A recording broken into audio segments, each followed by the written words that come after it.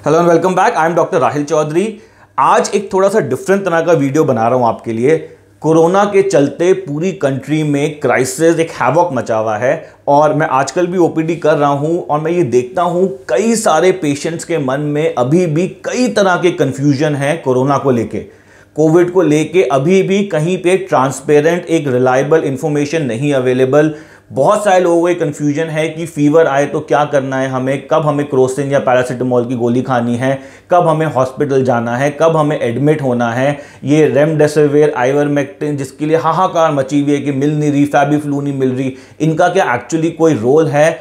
कब हमें oxygen support मिलेगी, कब आपको चेस्ट एक्सरे कराना है, कब आपको चेस्ट का सीटी स्कैन कराना है, कब आपको सेकंड टेस्ट कराना है, कब आपको अपने आप को आइसोलेट करना है, अपने नियर एंड डियर को कैसे बचाना है। बहुत सारे तरह के कंफ्यूजन अभी भी लोगों के मन में है। तो आज ये वीडियो बनाने का मेरा पर्पस है कि एक एक पॉइंट को उठाऊं और आपको सारा एक्सप्लेन करूं कि किस सिचुएशन में आपको कैसे एक्ट करना है ताकि आप ऑलरेडी प्रिपेयर्ड रहें अगर गॉड फॉरबिड किसी तरह की कैलामिटी आती है तो चलिए शुरू करते हैं। एक एक करके सारे क्वेश्चन हम डिस्कस करेंगे। तो सबसे पहला क्वेश्चन ये है कि अगर आपको 3 दिन से बुखार आ रहा है, 3 दिन से बॉडी में फीवर हो रहा है, आप दवाई ले रहे हैं, कुछ समय के लिए फीवर उतर जाता है, फिर फीवर चढ़ जाता है, तो क्या आपको कोरोना की टेस्टिंग करानी चाहिए? आरटीपीसीआर टेस्ट या ये जो रैपिड एंटीजन टेस्ट हैं, अलग अलग तरह के टेस्ट हैं कोरोना के, क्या ये कराने चाहिए? वेल ऑफ कोर्स, अगर आपको फीवर चढ़ रहा है 3 दिन से और कंट्रोल में नहीं आ रहा, बिल्कुल आपको टेस्ट कराना है। लेकिन आप ये आज की डेट में मान लीजिए कि आपको कोविड की इन्फेक्शन हो चुकी है, तो रिजल्ट्स का वेट हम ज़्यादा देर नहीं करेंगे और ट्रीटमेंट में ज़्यादा ध्यान देंगे।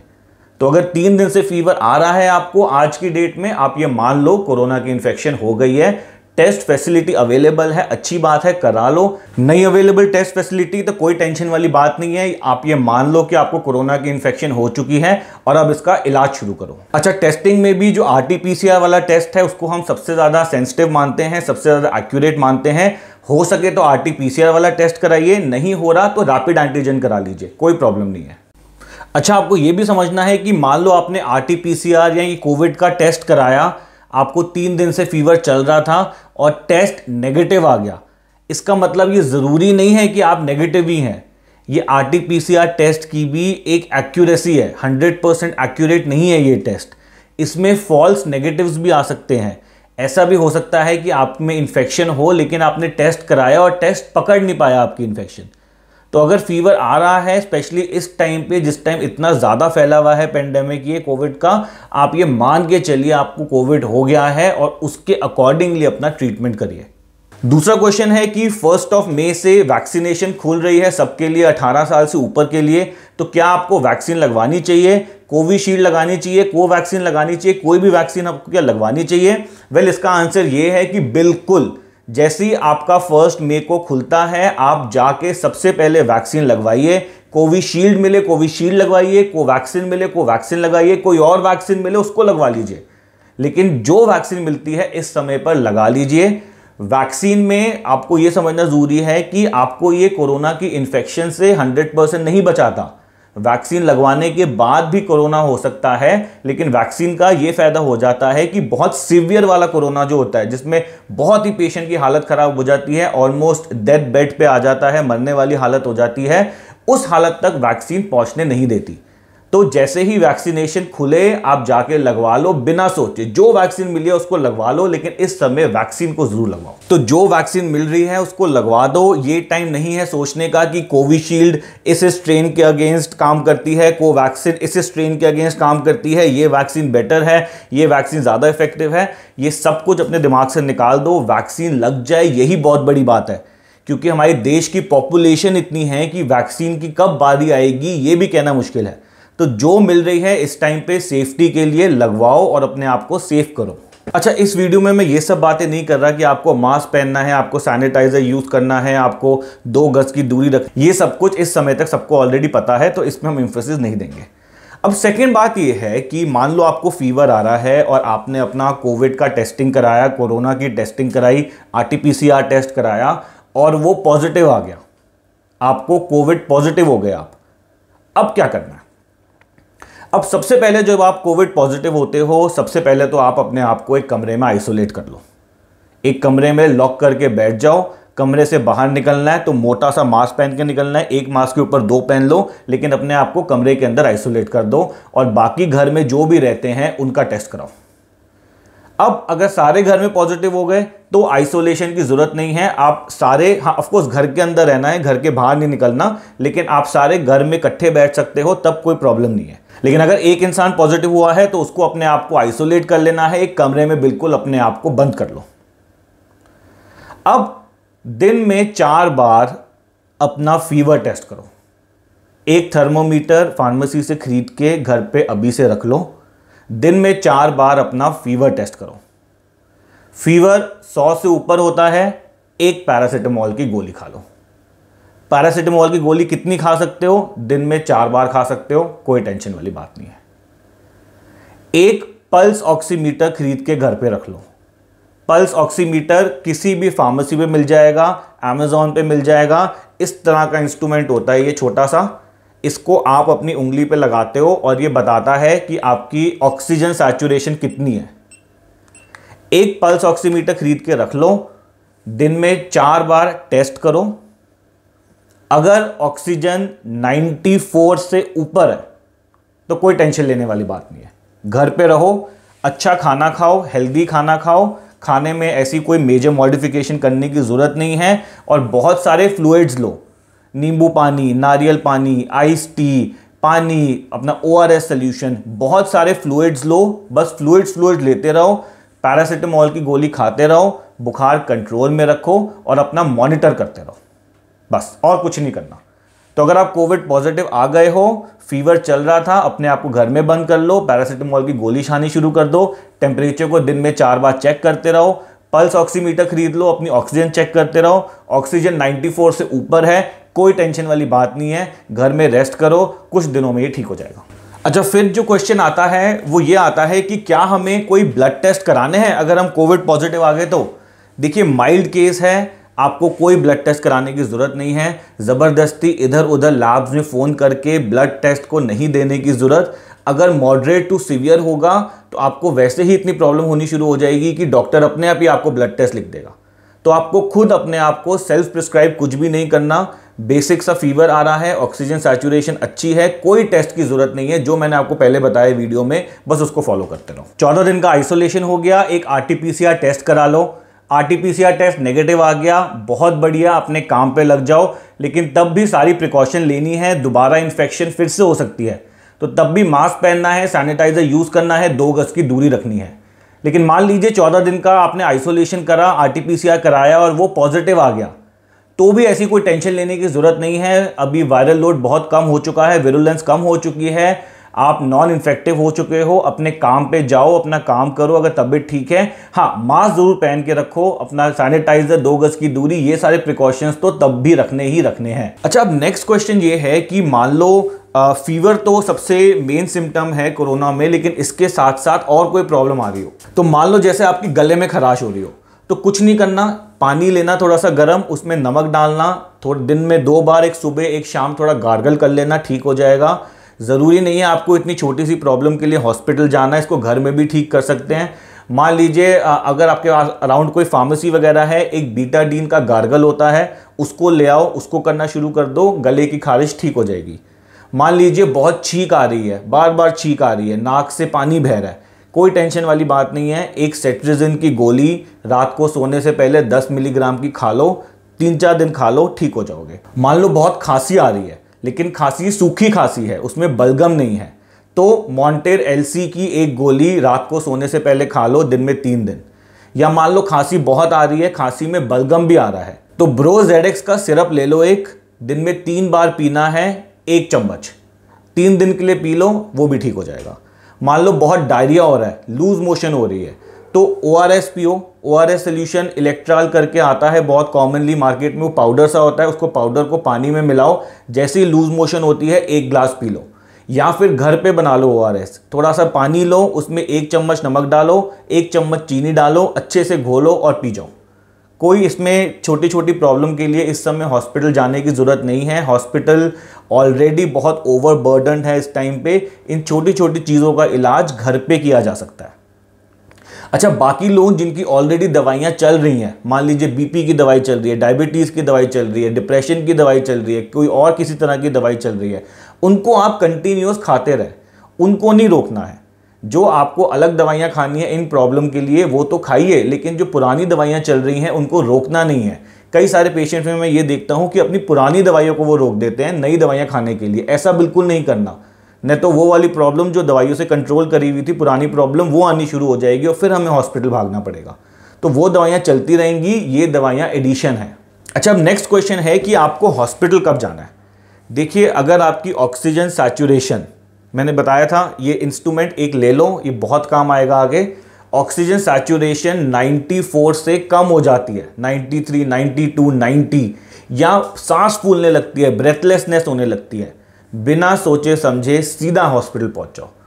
फिर ये सब तोड़ के काम नहीं आते कि उल्टे लेट जाओ या लंबी लंबी सांस लो, प्राणायाम करो, ये करो, वो करो, सब फालतू की चीज़ें हैं। ऑक्सीजन सैचुरेशन 94 से नीचे गई या सांस फूल रही है, इमीडिएटली हॉस्पिटल पहुंच जाओ बिना सोचे समझे। अच्छा, कुछ पेशेंट्स को मैंने देखा है उनकी रिपोर्ट कोविड पॉजिटिव आ जाती है तो वो भागते हैं कि भाई अब चेस्ट सीटी कराना है या चेस्ट का एक्सरे कराना है, या वो फार्मेसी में पहुंच जाते हैं, फैबीफ्लू दे दो हमें, फैबीफ्लू एक मेडिसिन है, या हमें डॉक्सीसाइक्लिन दे दो, आइवरमेक्टिन दे दो, रेमडेसिविर दे दो। देखिए, इन सब के पीछे भागने की ज़रूरत नहीं है। अभी भी किसी भी मेडिसिन का प्रॉपरली प्रूवन रोल नहीं है। एक तरह से अभी भी प्रोटोकॉल्स बहुत ज़्यादा चेंज हो रहे हैं। पहले हाइड्रोक्सीक्लोरोक्विन का प्रोटोकॉल आया, फिर आइवरमेक्टिन का प्रोटोकॉल आया, फिर अब कह रहे हैं क्लोरोक्विन फिर काम करेगी, फिर इसका आया, रेमडेसिविर का आया, प्लाज्मा थेरेपी आई कि प्लाज्मा लेके आओ, हम प्लाज्मा वो डालेंगे। देखिए, इन सब का कोई प्रूवन रोल अभी तक नहीं है। हाँ, ऑफकोर्स कोई डेड बेड पे होता है, बहुत हालत ख़राब हो रही होती है, तो डॉक्टर सब कुछ ट्राई करते हैं कि किसी भी तरह से हम पेशेंट को किसी तरह का बेनिफिट दे पाएँ, लेकिन ज़बरदस्ती बिना किसी प्रिस्क्रिप्शन के ये नहीं है कि आप पहले से ही पहुंच गए फार्मेसी, भाई फैबीफ्लू की मेडिसिन दे दो, आइवरमेक्टिन दे दो, वो खानी है, जिंक मेडिसिन दे दो। इन सब का कोई प्रूवन रोल नहीं है, ये सब करने की ज़रूरत नहीं है। ज़बरदस्ती अपने आप को एक्सर्ट करने की ज़रूरत नहीं है। घर पे बैठिए, रिलैक्स करिए, कोई सीटी वगैरह कराने की ज़रूरत नहीं है। HRCT वगैरह बहुत पॉपुलर हुआ हुआ है कि HRCT कराएंगे, इन सब की ज़रूरत नहीं है। आराम से घर पे बैठिए। HRCT वगैरह उन लोगों में ज़रूरत होती है जो बहुत ज़्यादा सीवियर हो जाते हैं। उसमें हमें देखना पड़ता है कि लंग्स के अंदर, फेफड़ों के अंदर कोई कंसोलिडेशंस तो नहीं आ रही, कोई फाइब्रोसिस, कोई पैचेस वगैरह तो नहीं आ रहे। और अगर पैचेस वगैरह आते हैं तो स्टेरॉइड शुरू करा जाता है। तो अगेन कुछ लोग स्टेरॉइड भी अपने आप लेना शुरू कर देते हैं। प्लीज़ इन सब प्रैक्टिसेस से बचिए। ये सारे डिसीजंस आपके डॉक्टर लेगा। जब तक आप घर पे हैं, अभी ज़्यादा सिम्टम्स नहीं हैं, फीवर कंट्रोल कर पा रहे हैं दवाइयों से, ऑक्सीजन सैचुरेशन अच्छी है, कुछ करने की ज़रूरत नहीं है, आराम से घर पे रहिए। अच्छा, एक और बात यह है कि जब आप अपना पल्स ऑक्सीमीटर से इससे मेजर करें कि बॉडी में कितना ऑक्सीजन है, तो अपना तो मेजर करें, साथ में किसी एक या दो इंसान का और मेजर कर लीजिए, ताकि हम ये श्योर हो सकें कि ये ठीक से काम कर रहा है। कहीं ऐसा तो नहीं है कि ये चीज़ ही डिफेक्टेड है, हम हाथ में लगाते हैं, वो दिखाता ही 90 है, सबका ही 90 दिखा रहा है, फिर तो कोई फायदा नहीं है, फिर ज़बरदस्ती सबको टेंशन होगी। तो एक बारी सबके उंगली पे लगा के या एक या दो इंसान की उंगली के पे लगा के चेक कर लीजिए। जो डॉक्टर आपको ट्रीट कर रहा है उसको अपने हिसाब से ट्रीट करने दीजिए। बहुत सारे पेशेंट्स में मैं देखता हूँ ये सब क्वेश्चंस पूछना शुरू कर देते हैं कि सर वो रेमडेसिविर क्यों नहीं लग रहा, या ये आइवरमेक्टिन क्यों नहीं लग रहा, या हमें ऑक्सीजन क्यों नहीं चढ़ रही, मतलब हमारा ECG क्यों नहीं हो रहा, एक्सरे क्यों नहीं हो रहा, CT क्यों नहीं हो रहा। ये सब क्वेश्चन से डॉक्टर्स को मत तंग करिए, ऑलरेडी वो बहुत ज़्यादा बर्डनड हैं। तो जो डॉक्टर आपको ट्रीट कर रहा है उसको अपने तरीके से ट्रीट करने दीजिए। अगेन बता रहा हूँ, इन सब चीज़ों का, इन सब दवाइयों का, remdesivir, ivermectin, doxycycline, hydrochloroquine, FabiFlu, steroids का क्या रोल है, प्लाज्मा थेरेपी का क्या रोल है, मतलब इन सब का कोई रोल नहीं है प्रूवन। पहली बता रहा हूँ मैं आपको, सिर्फ ऑक्सीजन सैचुरेशन जो है वो इम्पॉर्टेंट है। ऑक्सीजन सैचुरेशन अच्छे से मेंटेन्ड है तो आपको कुछ नहीं होगा, बेफिक्र हो जाइए। तो क्योंकि इन सब दवाइयों का लिमिटेड रोल है या फुली अंडरस्टूड इनका रोल नहीं है, तो किस पेशेंट को कौन सी दवाई देनी है, किसको आइवरमेक्टिन देना है, किसको जिंक देना है, किसको रेमडेसिविर देनी है, किसको स्टेरॉइड देना है, किसको ऑक्सीजन देनी है, किसको वेंटिलेटर में डालना है, किसको पॉजिटिव प्रेशर ऑक्सीजन देनी है, किसको नॉर्मल फ्लो वाली ऑक्सीजन देनी है, ये सारा डिसीजन आप अपने डॉक्टर पे छोड़ दीजिए, क्योंकि ये पेशेंट टू पेशेंट वेरी करेगा। ज़रूरी नहीं है कि हर पेशेंट को हर ट्रीटमेंट देनी पड़े, तो ये आपका डॉक्टर ही डिसाइड करेगा कि आपके लिए उस सिचुएशन में कौन सी ट्रीटमेंट बेस्ट रहेगी आपकी हेल्थ को बेटर करने के लिए। सबसे क्रिटिकल टाइम जो है वो होता है 5वां दिन से लेके 7वां या 8वां दिन तक। ये 3-4 दिन का टाइम जो है ये बहुत क्रिटिकल होता है। इसमें आपको ज़्यादा अलर्ट रहना है, ज़्यादा ध्यान रखना है अपना। तो अब अगर मान लीजिए जैसे मैंने पहले डिस्कस करा था कि 94 से सैचुरेशन कम हो या आपको ब्रेथलेसनेस हो रही है, तो आप हॉस्पिटल चले जाइए और उसके बाद सब कुछ हॉस्पिटल पे छोड़ दीजिए। कब उनको डिस्चार्ज करना है, कब उनको रिपीट टेस्टिंग करनी है, कब उनको आपको क्या ट्रीटमेंट देनी है, हॉस्पिटल पे छोड़ दीजिए। बार बार हॉस्पिटल के स्टाफ को तंग मत करिए कि 10 दिन हो गए, 20 दिन हो गए, मेरे को डिस्चार्ज करो, ये करो, वो करो। ऐसा कुछ नहीं करना, हॉस्पिटल को मैनेज करने दीजिए। और अगर आप घर पे हैं, जैसे मैंने पहले बताया था कि फीवर वगैरह आ रहा है, कोविड पॉजिटिव हो गए, घर पे आइसोलेटेड हैं, बहुत ज़्यादा सिम्टम्स नहीं हैं, घर पे चीज़ें मैनेज हो रही हैं, तो अब इसमें भी अलग अलग प्रोटोकॉल्स हैं। कुछ लोग कहते हैं 10 दिन, कुछ लोग कहते हैं 1 हफ्ता, कुछ लोग कहते हैं 2 हफ्ता। तो इसमें आप लंबा वाला पीरियड ले लीजिए, अपने आप को 2 हफ्ते के लिए आइसोलेट कर दीजिए, उसके बाद दोबारा काम पे लग जाइए। अच्छा, ये भी समझना ज़रूरी है आपको कि एक बारी आपको कोविड की इन्फेक्शन हो गई, एक बारी आप कोविड से संक्रमित हो गए, तो ऐसी कोई गारंटी नहीं है कि आपको दोबारा कोविड नहीं हो सकता। बिल्कुल दोबारा कोविड हो सकता है। और ऐसी भी कोई गारंटी नहीं है कि अभी मुझे कोविड हुआ तो मेरे अंदर तो जी एंटीबॉडीज़ आ गई हैं, अब मैं 1 महीना 1.5 महीना मुझे कोई इन्फेक्शन नहीं हो सकती, तो मास्क पहनना बंद और बिल्कुल आपने सारे प्रोटोकॉल्स तोड़ दिए। ऐसा कुछ भी नहीं है। इन चीज़ों का कोई अभी तक बिल्कुल मतलब मैं आप ये समझ लो, इन चीज़ों का कोई पुख्ता सबूत नहीं है अभी तक। तो आप ये मान के चलिए कि अगर आपको एक बार इन्फेक्शन हो गई तो दूसरी बार भी हो सकती है। इन्फेक्शन से रिकवर करेंगे तो अगेन सारी तरह की प्रिकॉशन लीजिए। तो इस वीडियो को बनाने का पर्पस ये था कि कोविड या कोरोना का पेंडेमिक आ गया है और ऑफ कोर्स सी बात है, कोई भी बीमार हो सकता है। पूरे देश में बीमारी फैली हुई है, पूरे दुनिया में बीमारी फैली हुई है, तो कोई भी बीमार हो सकता है। आसपास में नियर एंड डियर हो सकते हैं, आप खुद हो सकते हैं। हमें ध्यान ये रखना है कि हमें पैनिक नहीं होना। बहुत सारी चीज़ें घर पे भी मैनेज हो सकती हैं और मतलब एक इन्फॉर्म डिसीजन लेना है कि कब हमें कहाँ जाना है, कितना हमने हेल्थ सेक्टर को ओवरबर्डन होने से बचाना है। मैं देखता हूँ कुछ लोग वीआईपीज बस उनकी कोविड पॉजिटिव की रिपोर्ट आई और इमीडिएटली वो पहुंच गए हॉस्पिटल की, जी हमें तो एडमिट होना है। देखिए, ये सब ज़रूरी नहीं है इस टाइम पे। इस टाइम ज़रूरी है कि चीज़ों को प्रॉपर्ली मैनेज करा जाए, कितने रिसोर्सेज है हमारी अपनी कंट्री में, उसको किस तरह से बेस्ट यूटिलाइज कर पाए।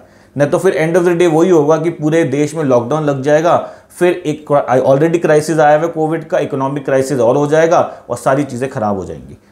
तो आई एम श्योर कि इस वीडियो से आपको काफ़ी इन्फॉर्मेशन मिली होगी। प्लीज़ थोड़ा सा इसको अपने फ्रेंड्स वगैरह से शेयर करिए ताकि उनको एक इन्फॉर्म्ड डिसीजन ले पाए, एक नॉलेजेबल डिसीजन ले पाए कि किस सिचुएशन में करना क्या है और कैसे आगे प्रोसीड करना है इस पेंडेमिक में। तब तक के लिए thank you very much, I will be back soon. और प्लीज़ ये सब मत करिए। मेरे पास रोज़ मेरे फ्रेंड्स के फ़ोन आते हैं या मेरे कुछ नोन टू के फ़ोन आते हैं कि डॉक्टर साहब वो रेमडेसिविर अरेंज हो जाएगी, डॉक्टर साहब आइवरमेक्टिन अरेंज हो जाएगी, डॉक्टर साहब प्लाज्मा के लिए। रोज़ मैं फेसबुक पे देख रहा हूँ प्लाज्मा थेरेपी, ये वो। अगर आपको हो जाती है इन्फेक्शन और आपके केस में ये सब अरेंज नहीं हो पा रहा क्योंकि ऑलरेडी इतनी शॉर्टेज हो गई है, तो घबराने की बात बिल्कुल नहीं है। इन चीज़ों का कोई प्रूवन रोल अभी तक नहीं मिला है। ये एक तरह से कुछ स्टडीज़ के ऊपर जितना हम लोग कर पाए, 1 महीने 1 साल में जितना स्टडी कर पाए, उसके बेसिस पे हम लोग कोशिश करते जा रहे हैं कि कैसे बेस्ट से बेस्ट ट्रीटमेंट दे सकें। लेकिन एक्चुअली इन सब का कोई प्रूवन रोल नहीं है अभी तक। तो ये नहीं है कि मतलब बहुत मैं देखता हूँ इधर उधर लोग ब्लैक में बेच रहे हैं, डबल प्राइस में रेमडेसिविर बिक रही है, ऐसा सुनने में आया। प्लीज़ इस तरह की चीज़ें मत करिए। एक इन्फॉर्म्ड डिसीजन लीजिए, अपनी जागरूकता को बढ़ाइए ताकि इस सिचुएशन ऑफ क्राइसिस में हम सब लोग बाहर निकल सकें और अपनी लाइफ को और बेटर कर सकें। Thank you very much for watching this video and I will be back soon. और कोई भी मन में क्वेश्चन आ रहा है इससे रिलेटेड तो प्लीज़ कमेंट सेक्शन में पूछो।